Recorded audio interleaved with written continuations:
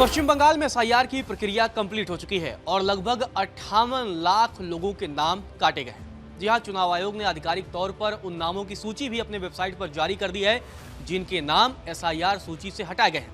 और इसका इम्पैक्ट क्या होगा, क्योंकि 58 लाख संख्या एक बहुत बड़ा नंबर होता है।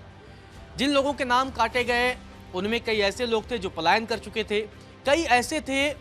जो इस देश के नागरिक नहीं थे, कई ऐसे थे जिनका निधन हो चुका है और कई ऐसे भी थे जिनके पास 2-2 ईपीआईसी नंबर थे। इस पूरे मसले की जानकारी देने के लिए हमारे साथ अंजलि है। अंजलि, 58 लाख से ज़्यादा लोगों के नाम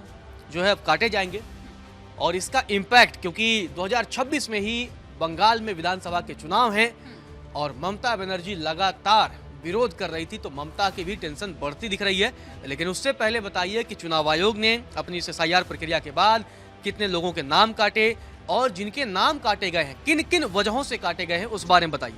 बिल्कुल रजत, जैसा कि आपने बताया कि अगले साल बंगाल में चुनाव होने वाले हैं। अब उस चुनाव के लिए जो एसआईआर प्रक्रिया, जैसा कि इससे पहले बिहार में भी हुआ और उसके बाद पूरे देश में चलाई जा रही है, बंगाल में भी हुआ, उसके बाद से अब जो ईसीआई की ओर से अपना डेटा है वो रिलीज किया गया, जिसमें उन्होंने करीब 58 लाख, मैं एग्जैक्ट डेटा भी बताऊंगी। दरअसल उन्होंने कहा कि ये जितने भी फॉर्म थे एसआईआर फॉर्म वो अनकटेबल पाए गए हैं और यही कारण है, या तो मतलब 2 वजह बताए गए हैं कि या तो वो जमा नहीं हो पाए हैं फॉर्म और या तो फिर उनके सत्यापन जो है वो नहीं किए जा चुके। अगर मैं एग्जैक्ट डेटा बताऊं अगर आपको, तो जो डेटा सामने आया है वो है 58,20,898 वोटरों के जो नाम है यहाँ पर काट दिए गए हैं एसआईआर के दौरान। और मृत वोटर यहाँ पे रीजन की अगर मैं बात करूं तो ये कितने नंबर है, बिल्कुल ये जानना बेहद जरूरी हो जाता है कि कितने मृत हैं, कितने लापता हैं, कितने क्या डेटा हैं। तो उस डेटा के बारे में भी आप हमें बताइए कि आखिर जितने लोगों के नाम काटे गए हैं वो किस वजह से काटे। बिल्कुल, तो देखिए यहाँ पर कुल जो नाम काटे गए हैं वो उसका नाम उसका जो डेटा है एग्जैक्ट वो है 58,20,898 लोगों के नाम यहाँ पर एसआईआर में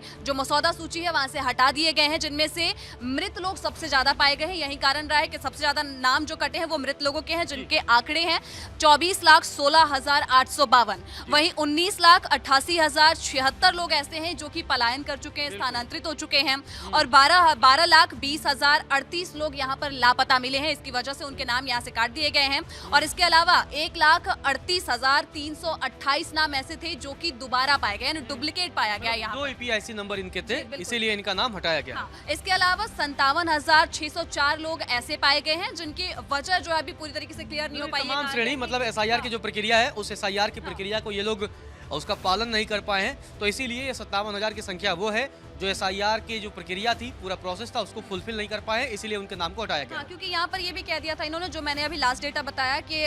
यहाँ पर 57,000 जो है 57,604 लोग, जिनके अभी यहाँ के कहने का मतलब ये है कि या तो अनकलेक्टेबल पाए गए हैं एसआईआर के दौरान में, कहा गया है एसआईआर करते हुए कि ये लोग जो है या तो इनके फॉर्म इनको पूरी तरीके से जो अधिकारी हैं उनको मिल नहीं पाए हैं या फिर सत्यापन नहीं हो पाया। इस वजह से यहाँ पर ये दर्जा दिया जा रहा है कि कुछ कई वजह हो सकती है यहाँ पर। अब उसके बाद अगर हम एक बात ये बताएं, कई सारी विधानसभा है, कुछ हॉट सीटों की अगर हम चर्चा करें तो ऐसी कौन कौन सी विधानसभा है, जैसे कई सारी वहाँ भवानीपुर है, नंदीग्राम है, से तमाम विधानसभा बड़े चर्चित विधानसभा है, क्योंकि भवानीपुर से खुद जो है ममता बनर्जी चुनावी मैदान में आती है। तो इन विधानसभाओं पर कितने मतदाताओं के नाम कटने की जो है ये जानकारी आ रही है। बिल्कुल, हॉट सीट की अगर हम बात करें तो भवानीपुर, जिसका आपने जिक्र किया, सबसे पहले वहां बताते हैं, वहां पर 44,787 लोगों के नाम कटने की यहाँ पर जो जानकारी है सामने आई है। वहीं नंदीग्राम की बात कर लेते हैं, वहां पर 10,599 लोगों के नाम कटे हैं। चौरंगी की अगर हम बात करें तो यहाँ पे 74,553 नाम कट चुके हैं और जोड़ा सांको की अगर हम बात करते हैं तो 72,400 और कोलकाता पोर्ट की अगर हम बात करें तो यहाँ पर 63,730 लोगों के नाम कटे। तो ये हॉट सीट थे जहां पर इतने हजारों की संख्या में यहाँ पर नाम कटे हुए हैं। तो यहाँ पर कहीं ना कहीं अगर इस फैसले को अगर हम देखें, जिस तरीके से ये तमाम नाम कटे हैं, लगभग 58 लाख से ज्यादा लोगों के नाम एसआईआर सूची से बाहर हुए हैं, इसका चुनाव पर इम्पैक्ट क्या होगा और ये ममता बनर्जी के लिए कैसे टेंशन वाली बात है। हालांकि ममता लगातार विरोध कर रही थी, कह रही थी कि एसआईआर की प्रक्रिया जो है पारदर्शी नहीं है, लेकिन सुप्रीम कोर्ट चुनाव आयोग के साथ डटा रहा और सुप्रीम कोर्ट ने कहा कि आप एसआईआर करिए और अगर एसआईआर करने में अगर आपको कोई रोक रहा है तो हम आपकी पूरी मदद करेंगे। ये सुप्रीम कोर्ट की तरफ से टिप्पणी गई। लेकिन क्योंकि अब ये नाम तो काटे गए हैं, वो नाम है जो या तो फेक वोटर हैं या जिनका निधन हो चुका है, तो एक तरीके से इस सूची को जो है फिर से जो है रिवाइव किया गया है। तो अब लेकिन ममता तो विरोध कर रही थी, तो क्या कहीं इतने मतदाताओं के नाम कटने की वजह से कहीं ममता की टेंशन बढ़ जाएगी? बिल्कुल, देखिए यहाँ पर उनकी टेंशन बढ़ती हुई नजर आ रही है, उनकी टेंशन बढ़ेगी भी लाजमी है इस बात को लेकर, क्योंकि अगर हम देखें तो शुरुआत से ही जब से एसआईआर की प्रक्रिया शुरू हुई है, ममता बनर्जी इसका विरोध करती हुई नजर आ रही है और उन्होंने तो ये तक कह दिया था कि चाहे कुछ भी हो जाए हम बंगाल में एसआईआर होने ही नहीं देंगे, शुरू ही नहीं होने देंगे। हालांकि अब ये पूरा हो चुका है, एसआईआर की प्रक्रिया जो वो पूरी हो चुकी है, लेकिन ममता बनर्जी का अगर आपको वो बयान याद होगा, उन्होंने कहा था कि अगर एक भी वोटर का नाम एसआईआर में काटा जाता है तो वो विरोध करेंगे। और उन्होंने ये भी कह दिया था कि भैया जो महिलाएं थी अपने किचन के जो हथियार है वो लेकर खड़े हो जाइएगा, अगर कुछ नहीं तो आपके पास में आपके किचन का हथियार है वो हथियार इस्तेमाल करेंगे, लेकिन एक भी नाम यहाँ पर कटने नहीं देंगे। तो यहाँ पे साफ तौर पे कहीं ना कहीं जो ममता बनर्जी है उनकी टेंशन बढ़ती हुई नजर आ रही है। और साथ ही उनसे भी जब फॉर्म भरवाया गया था तो उन्होंने कहा था कि भैया इसमें आपत्ति क्या है, सबको पता है मैं मुख्यमंत्री रही हूँ, यहीं पर रहती हूँ इतने सालों से, हर किसी को पता है कि मैं कहाँ रहती हूँ, लेकिन उसके बावजूद मुझे फॉर्म भरने के लिए कहा जा रहा है। तो इस पे उन्होंने अपनी आपत्ति जताई थी। हालांकि आपत्ति जो लगातार जताई जा रही है, चुनाव आयोग लगातार ये कह रहा है कि ये एक पारदर्शी तरीका है, इससे जो चीजें हैं वो पारदर्शी ढंग से होंगी ताकि आगे सवाल ना उठाए जाए। और अगर आपको लगता है कि आपके नाम काटे गए हैं, गलत काटे गए हैं, अगर ये मतलब ये 58 लाख लोग हैं जिनके नाम नहीं है, अगर क्योंकि अब सूची इलेक्शन कमीशन ने जारी की, हालांकि ये फाइनल सूची नहीं है, फाइनल लिस्ट नहीं है, तो क्या जिन लोगों के नाम कटे हैं उन लोगों को लगता है कि वो बंगाल के मतदाता हैं,